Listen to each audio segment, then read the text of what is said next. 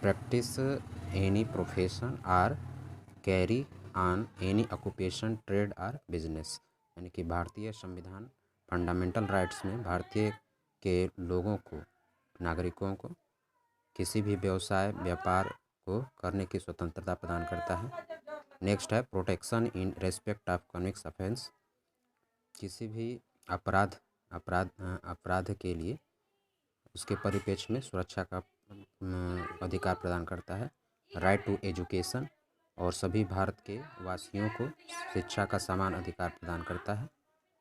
Protection against arrest and detention in certain case, किसी विशेष मामले में गिरफ्तारी के विरुद्ध और उसके निषेध में सुरक्षा का अधिकार प्रदान करता है।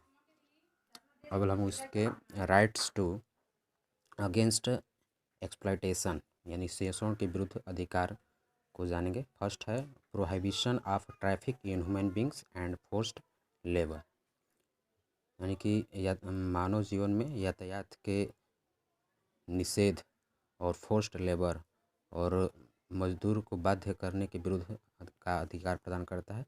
Prohibition of employment of children in hazardous job, और किसी भी रोजगार में किसी खतरनाक कामों में बच्चों के वर्क करने का निषेध प्रदान करता है। Rights to freedom to religion, और भारतीय संविधान फंडामेंटल राइट्स के अंतर्गत भारत के नागरिकों को किसी भी धर्म को मानने की स्वतंत्रता प्रदान करता है।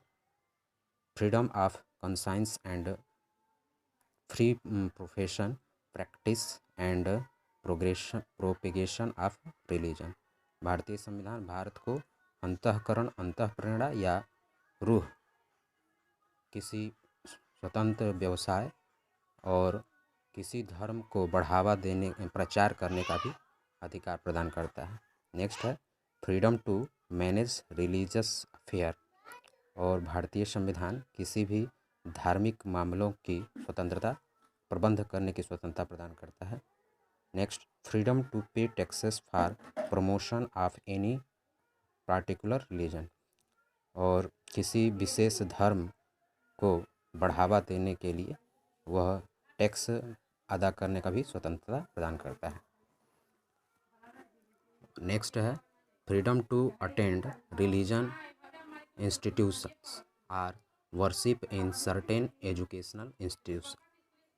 नेक्स्ट है वो किसी भी धार्मिक संस्था को अटेंड करने की स्वतंत्रता प्रदान करता है। Or worship in any certain educational institution, और किसी भी निश्चित शैक्षणिक संस्था में पूजा करने की स्वतंत्रता प्रदान करता है।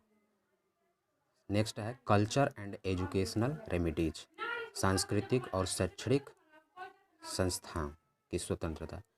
प्रोटेक्शन ऑफ लैंग्वेज, भाषा की सुरक्षा की स्वतंत्रता। Culture of minorities to establish educational institution, शैक्षणिक संस्था को स्थापित करने के लिए अल्पसंख्यक कल्चर को सुरक्षा का अधिकार प्रदान करता है। Rights to constitution of remedies, और संवैधानिक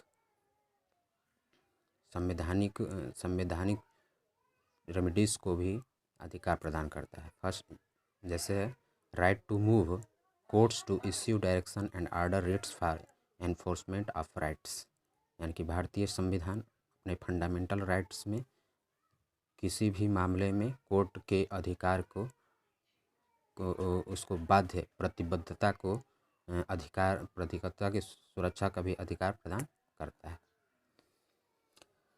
जैसा कि आप लोगों ने देखा कि भारतीय संविधान के फंडामेंटल राइट्स में rights of equality and rights of exploitations विभिन्न तरह के फंडामेंटल राइट्स प्रदान करता है, लेकिन आज़ादी के 70-71 साल के भारतीय संविधान के लागू होने के बाद भी बहुत ऐसे मामले देखे जाते हैं जो भारतीय संविधान में निहित फंडामेंटल राइट्स के विरुद्ध कार्यान्वित हो रहे हैं। जैसा कि आप लोगों ने सुना होगा कि महाराष्ट्र में एक नाई को एक दलित कम्युनिटी के एससी कम्युनिटी के मात्र बाल काटने से उसके ऊपर 50,000 रुपये का जुर्माना लगा दिया गया कुछ दबंगों के द्वारा, हायर कास्ट के लोगों के द्वारा। और गुजरात में तो अक्सर सुना जाता है कि एससी कम्युनिटी के लोगों को शादी में घोड़ी पर बैठने पर भी मनाही है, दंगे फसाद कर दिए जाते हैं। यहाँ तक कि एससी कम्युनिटी के लड़कों और पुरुषों को मूछ मूछ रखने पर भी आपत्ति होती है, जिससे कई तरह